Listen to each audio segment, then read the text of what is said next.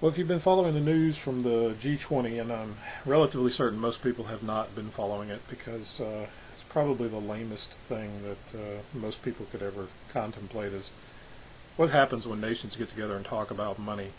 That seems just boring just to even describe it. But it actually has a very significant impact, or could have a very significant impact on people. One thing that seems to be going on right now is there's a lot of discussion about whether a trade war or a currency war is about to break out between nations around the globe.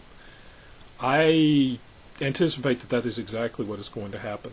I believe that there's going to be a very much a type of war developing. I had made that prediction in the November 4th, 2010 prediction that I posted here, where I said that I thought that there was a possibility of a war breaking out in Asia. I think whenever I get that image, it always involves ships, and that seems to be the starting point if there's going to be a conflict, a physical conflict.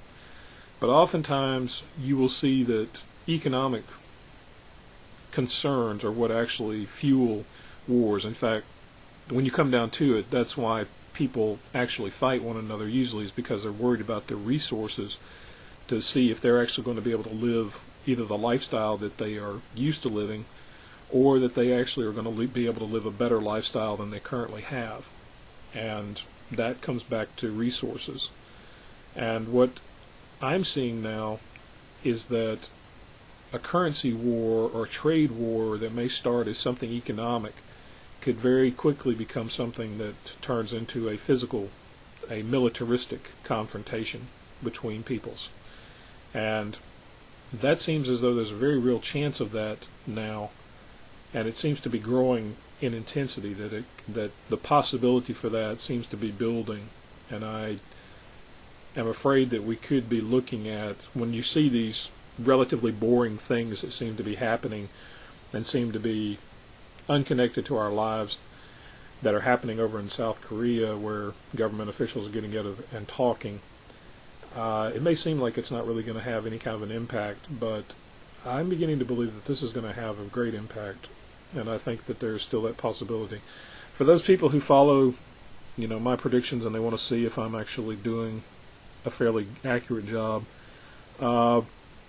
yes, I thought about going ahead and claiming this as a correct prediction, because it was I did say it on November the 4th, and this was before we actually saw any kind of a breakdown in the G20 talks. And they are actually using words like trade war, currency war, and they were doing that now after I had predicted this on November 4th, and this was at least a week or two before they actually had the meeting at the G20. So they are now using words like war, so maybe that meme was kind of out there floating in the ether, and I just happened to pick up on it. But it does not rise to the level of a physical confrontation or a militaristic confrontation. Like I say, that may be coming relatively soon. In fact, my sense is that it will be coming relatively soon, but it could be that it just turns out to be something relatively small, but that could be something that generates something else. So you can have small events that actually can lead later on to large events. And I am thinking that this could be something that's going to happen relatively soon. I'll give you a for instance. Let us say, for instance, that a Chinese vessel were patrolling some of the islands that are in dispute now between China and Japan. And let's say that, for instance, and this is only for instance, this could be another couple of countries that are around there.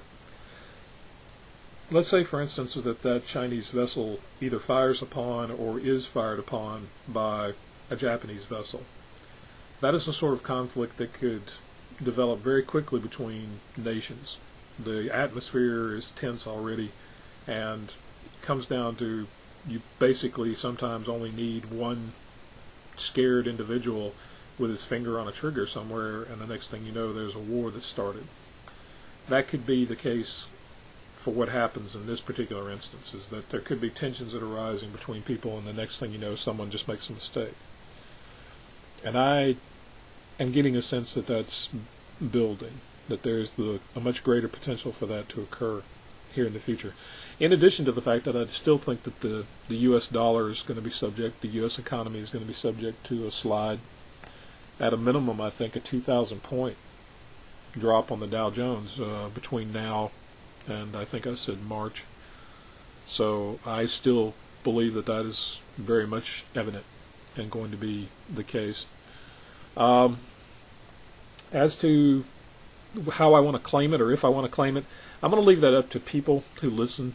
For those of you who are stupid enough to actually listen to what I have to say, I'm going to go ahead and make a semi-claim. I'm going to say that I said it. I can read the headlines too, so I know that I said that there was the possibility of war in Asia, and now I see that leaders at the G20 summit in Asia are using the word war, but in reference to trade war, in reference to currency wars, things like that. I am going to leave it up to you as to whether you think I actually tapped into some sort of a meme that was there. May have fallen short, may have misunderstood it, may have not gone to the level of it being a confrontation. Maybe I'm speaking ahead of myself. Maybe I should give it another week or so, because God knows we might actually be in a shooting confrontation with someone in another week. But for the moment, I'm going to say that it was a semi-successful sort of prediction. That the meme of there being a war starting is definitely there, but that the leaders at the G20 summit are talking in terms of it being a trade war or a currency war or something like that. So if you follow me on my Facebook page, you know I've been talking about this for at least a few weeks now. So I think that we are looking at the genesis of something that could be a far greater thing, but it may take it a while. That's the funny thing, when we look back on history, we think how clear it is, because history after the fact, you can look at it and say, well, clearly this happened and this was what was happening, and so we know this was what was going on. At the moments that you're living history, it's very difficult to perceive the fact of what is a significant moment in time. Well, does this event represent something? Is it going to become something larger? What does it represent? At the time that you're living it, you don't know. It's only when you look back on it that you realize that something was a significant moment.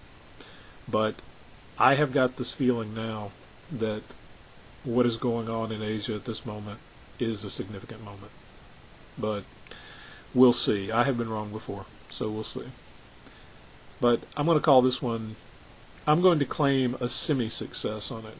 But, like I said, I'm going to leave that up to other people to say whether they think I got it right or not.